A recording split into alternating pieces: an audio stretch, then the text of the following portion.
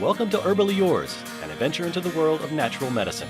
Here is your host, Dr. Ellen Kamhi, the natural nurse who will help you take the leap to ultimate wellness.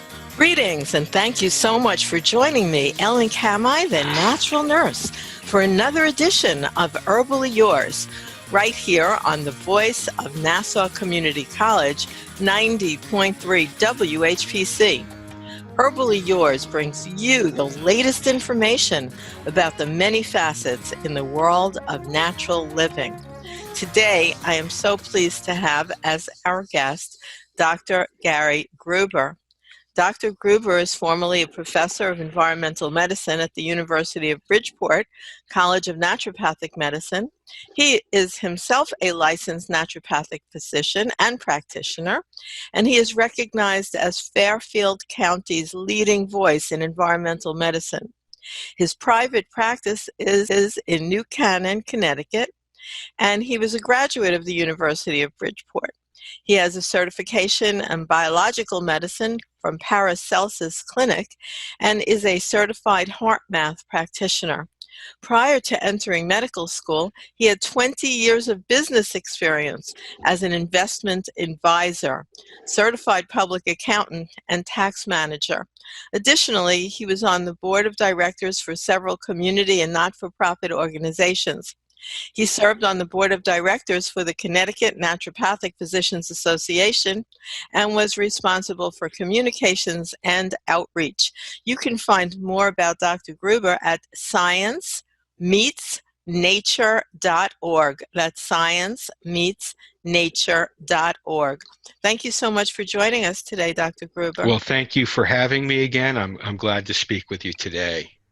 You have a very varied background, going from not just business, but we're talking about a certified public accountant. I have many friends who have that. You don't just get that fooling around. That's a massive undertaking in and of itself. Yeah. And then you must have this continued thirst for knowledge to move all the way over to medicine, and natural medicine at that. Well, it's interesting. My career was not just in public accounting. It was mostly as a tax planner and then estate planning. And then I moved into investment management. I was managing portfolios for my clients. But things do change. And late in life, I chose to go back to medical school. I always had an interest in natural medicine.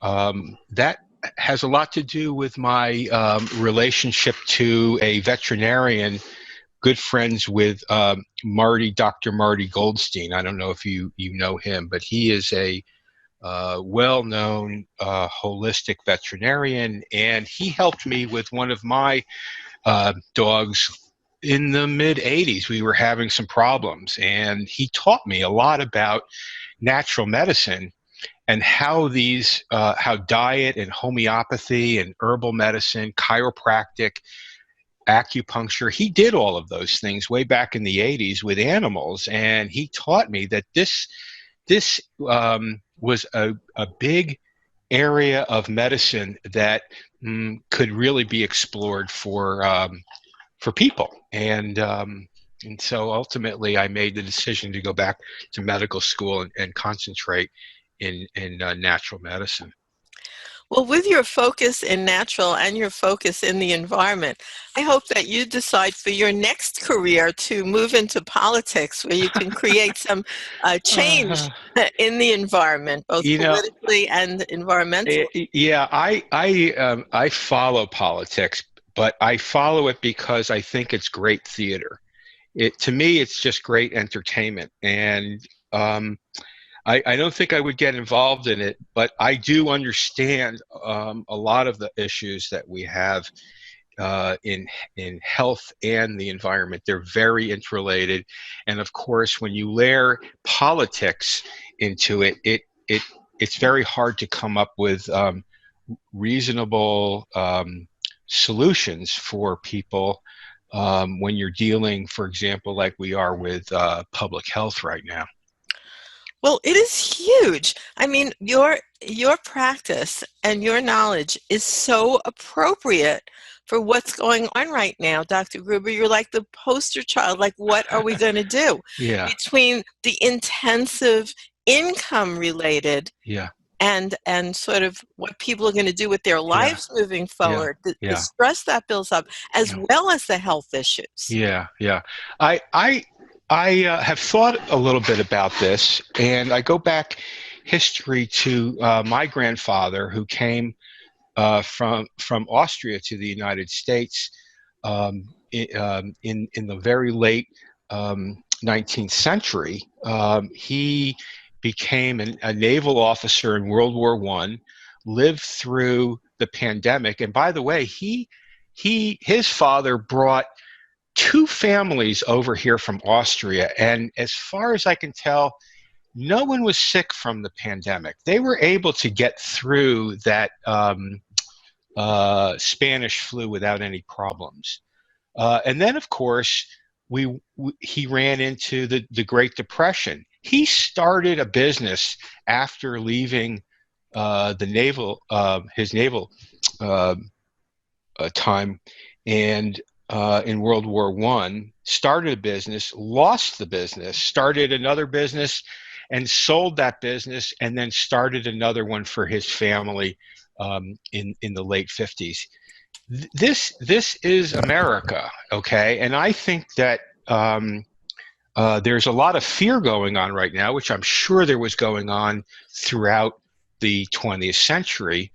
But fear is not the way to deal with any of this that's going on, health-wise and economic-wise.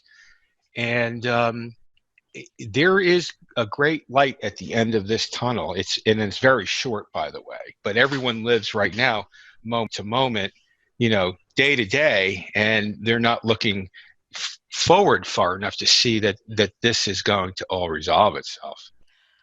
Oh, well, that's very encouraging news, Dr. Gruber. Right. So you, and here we're not tapping on your natural medicine knowledge as much as your, very deep economic knowledge. You're focusing on the fact that the economic devastation will not last. I think that that's true. We've seen this before in our country, and there's just a lot of capital in the United States. Now, capital doesn't mean money. Capital means ideas. And once you have an idea, then you can go out and finance that. So we have a tremendous need and ability to innovate in our country. We've been doing it for a very, very long time. That's not going to stop just because of this particular health crisis. So I'll tell you, there are some businesses, as always, right? And I imagine as an economist a lot more than me, I'm just saying observationally, that some things actually get this opportunity to really shine when other forms are depressed. And I will say, in terms of natural medicine, that I am busier than ever because people want to know how can they protect themselves and their families with natural remedies. And then in the nutraceutical industry where I work, in terms of sales of herbs and supplements, they are skyrocketing to the point where they went to 3 shifts. Right. So, and it's very hard to keep up with inventory. We're running out very quickly. That's the challenge. So very interesting. Yeah, it is very interesting. And of course, some of this has to do with geopolitical relationships. Those are changing so that our supply chains are going to be changing. But it always works itself out. And you talk about natural medicine and its relationship to this viral pandemic. I can't tell you how important it is for people to start taking responsibility to get their health in order, okay? There's no reason why we should be so fearful of a virus, because the virus is not a living thing. It is literally a bag of organic chemicals. That is it. It has no consciousness whatsoever. It does not have any power. but yet we're giving it a tremendous amount of power, and we don't need to. What we need to do is really work on the environment, not in the way that we need to change necessarily what we're doing. We need to change how we're interacting with the environment. And when I taught environmental medicine, I identified 10 different categories of areas in the environment that we need to focus on to improve our health, because each of these areas represents an obstacle to good health. And ultimately, I came to the conclusion that despite all the chemicals and problems with hormones and infectious diseases, I believe that one of the biggest obstacles to our health in terms of the environment is stress and how we deal with our stress day to day. Well, that's certainly an issue all the time. And I want to introduce you right now to our listening audience. And thank you, listeners, for joining and listening to Herbally Yours on the voice of Nassau Community College 90.3 WHPC. I'm Ellen Kamhi, the natural nurse. And today, my guest is Dr. Gary Gruber. And you can find him at sciencemeetsnature.org. That's sciencemeetsnature.org. And thank you so much for being our guest and sharing your expertise in so many areas of knowledge that are very appropriate in today's world and actually all the time. So what about the stress that people are feeling on so many levels? Worrying about catching a virus. Yeah. Maybe that's number one, I would say, with some people. And then Right. worrying about how they're going to pay their bills, and also just the stress of being locked in your house. Like before we started, like so many people, our wonderful engineer here, his children are, carrying on. They're having their life stuck at home, no school.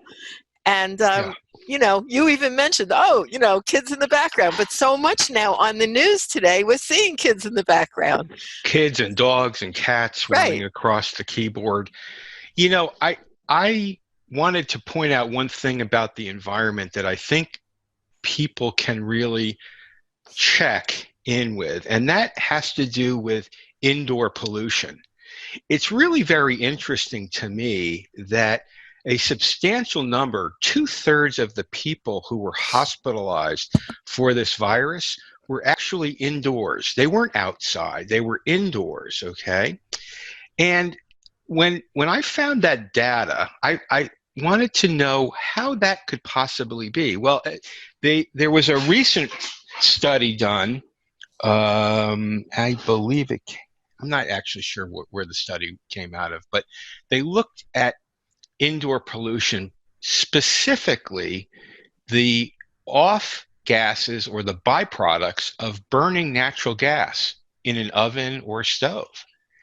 And it turns out that the natural gas manufactures, when it's burned, nitrogen dioxide, which is a substantially potent toxin to our respiratory system. Okay, so imagine people living in apartments where they're being asked to stay indoors and they're cooking, and a lot of people are making food, and at the same time they're creating a lot of very toxic indoor pollution. So first of all, when you're using natural gas in the home or apartment, you should really make sure you have adequate ventilation. Really, really important. But then environmentally, what we start to think about is what is the total load? What is the total load? And you add on top of the pollution, indoor pollution, things like pesticides and herbicides, and these are pretty potent toxins, and they change our hormones. So your biochemistry is changing, in addition to the toxic absorption of things like nitrogen dioxide. Now you and also you should understand that these chemicals that are absorbed by our body, the only way they get out is by our immune system. Our immune system targets these foreign chemicals and removes them through some very complicated biochemical processes. But so our immune system is really very, very engaged day to day. And now all of a sudden you add on top of that a very contagious virus. So you see in the media that there are a lot of people who really aren't affected by it, but there are some core people, and I believe it has a lot to do with indoor pollution, but we won't know until the studies are done.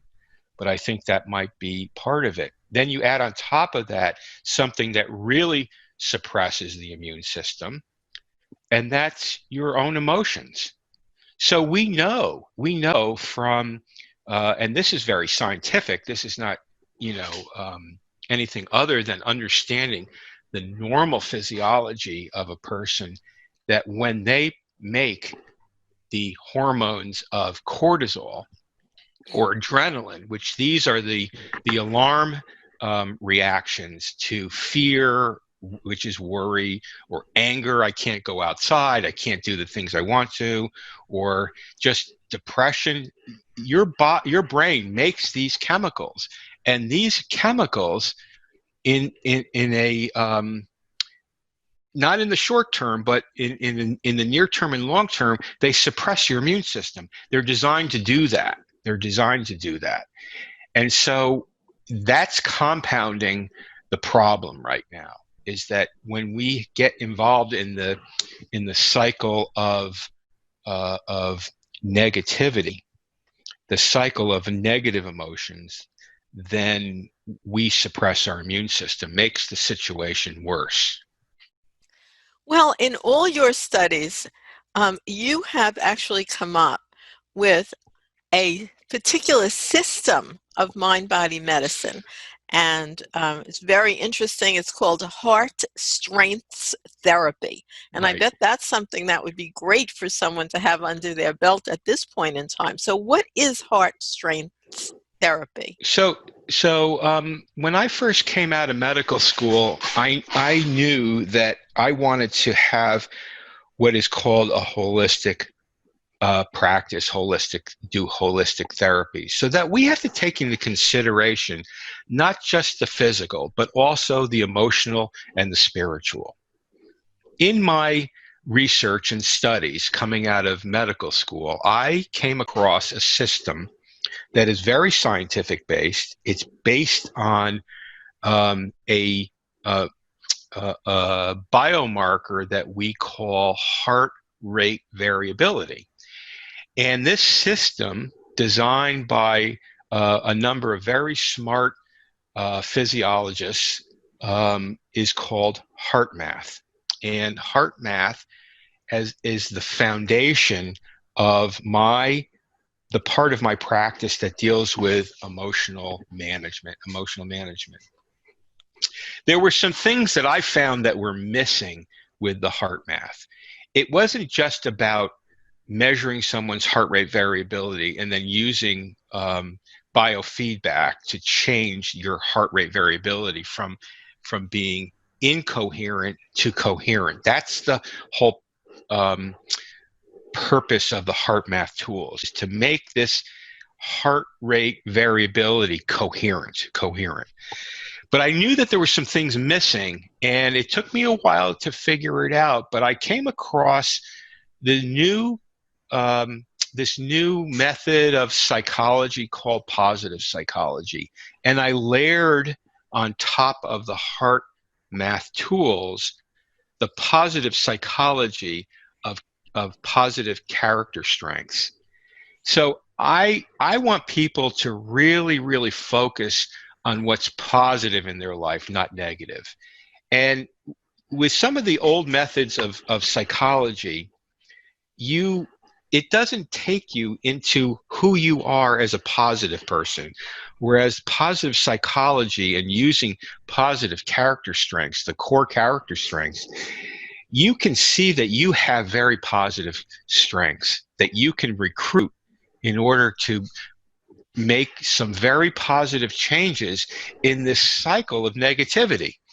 Human beings tend to have a negative bias. Think about it. When you are faced with some kind of experience or choice, do you go to a positive emotion, or does it generate a negative emotion? And the studies that they've done have shown that we tend to have the human condition tends to have a negative bias, meaning that it tends to go to the negative emotions rather than the positive emotions. So that's really starting the pattern and the cycle all over again that really suppresses your immune system, as I mentioned before. So when I found this really good information from a company called VIA Character.org, VIA Character.org, where you can take a very simple survey and they give you your core character strengths right online. And it takes about 10 to 15 minutes to do the survey. You answer some questions. It's very well researched because, of course, as a naturopathic doctor, it's very important to have science-based medicine. And the research is really, really outstanding about these core character strengths. And so what I've done is I've melted these together in a therapy that we can do in the office or we can do online. It's even before the virus, before the lockdown and the quarantine, I was meeting with patients all over the country via telemedicine and doing this kind of consulting, helping people with their breaking the cycle of anxiety and fear and depression, stress, and burnout. These were the things that I was working on over the past few years. Well, those are big things that are appropriate right now, that's for sure. Now, you talk about awareness, resilience, and reprogramming. Right. What do those three terms reflect? So when we do our therapy, the heart strengths therapy, I broke it down into three different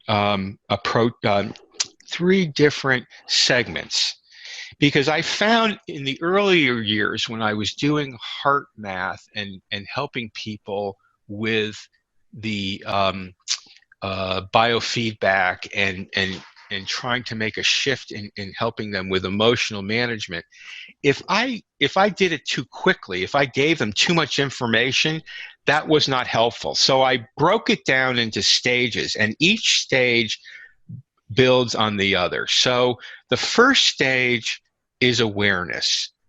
And what we want to accomplish right there is to make sure that people are aware of their emotions. Many times people go throughout the day and they're not even aware that they're having emotions. So how do we make people aware of their emotions? We have them check in periodically and just make sure that they're breathing. And the more you pay attention to your breath throughout the day, the more you can become aware of your underlying emotions. They just go together. Here's an example. People come into the office and I do a baseline heart rate variability. And when I'm doing this, they're hooked up to the computer. The computer is monitoring their heart rate. The computer converts that information into the heart rate variability, the way the heart speeds up and slows down. But I'm watching them very carefully on how they're breathing. And I can tell you, based on my charts, 85 to 90% of the people who come in here with chronic conditions either breathe very shallow or hold their breath. So one of the most important things that we have to teach people to have good health is to breathe. And I have to say, it's so interesting that even the Wall Street Journal wrote an article over the weekend about this. Okay, one of their correspondents wrote an article. He's writing a book about breathing. And one of my patients shared that article with me. This is becoming mainstream, this awareness of the breath and then the awareness of the emotions. Now, once we are aware of the emotions, we go to the next level, and that's building resilience. So we know that we go from one stressor to the next. We wake up in the morning, we exercise, we're on our way to work, someone cuts us off in traffic. We're stuck at a stoplight and we have an important meeting to go to. We are trying to clear our desk and get everything ready for the week, and we have, a quarantine, and now we have to completely rearrange our life in order to do our work. These are all stressors. And we go from moment to moment with all these stressors. We don't live we don't live in heaven. We live in a hostile environment. That's the world. That's the earth. And so we have to survive. And so we go from one stressor to the next, whether it's physical or emotional or spiritual. We just keep moving through all of this. If we don't deal with our emotions and manage them, we get into cycles of chronic stress. And I talk about it with patients, and I have it on my website, that it's like the bear is chasing you through the woods, but it's constant. So what we need to do is we need to figure out how we can make our heart rate variability coherent, so that when we come to a stressor, we can reset it very quickly. And that's what I call building resilience. Well, you know what, Doctor? Yeah. I'm gonna stop you there, because believe it or not, we're almost out of time. But you've said some really intense kernels there, such as we can learn to change these parameters that increase stress in our body and cause really breakdown in our mind and our body, and that there are techniques we can learn. So as we go off, just send a shout out of where people can find you and the best way to proceed. So I'm in my office in New Canaan, and we're open, and we can see patients. I've always had a spacing between patients, so it's never a problem. We also do telemedicine. The best way to communicate with me is either by email, and that's on the website, or call the office, and they'll get a message to me right away, and we'll schedule an appointment. I always speak with patients, new patients, for 10 minutes. I want to make sure that there's a good fit between what I do and what their needs are. So that 10 minutes, we try to figure out if we can work together. And if we can, then we schedule an appointment. Well, thank you so much, Dr. Gruber. And you can find him at sciencemeetsnature.org. And this show, like all our shows, will be posted on our podcast webpage. And thank you so much for tuning into Herbally Yours, produced right here and somewhere else sometimes nowadays in the studios of 90.3 WHPC, Nassau Community College, Garden City, New York. For further information, email whpc@ncc.edu. This is your host, Ellen Kamhi at naturalnurse.com, inviting you to join us next week for another edition of Herbally Yours. Until then, stay healthy.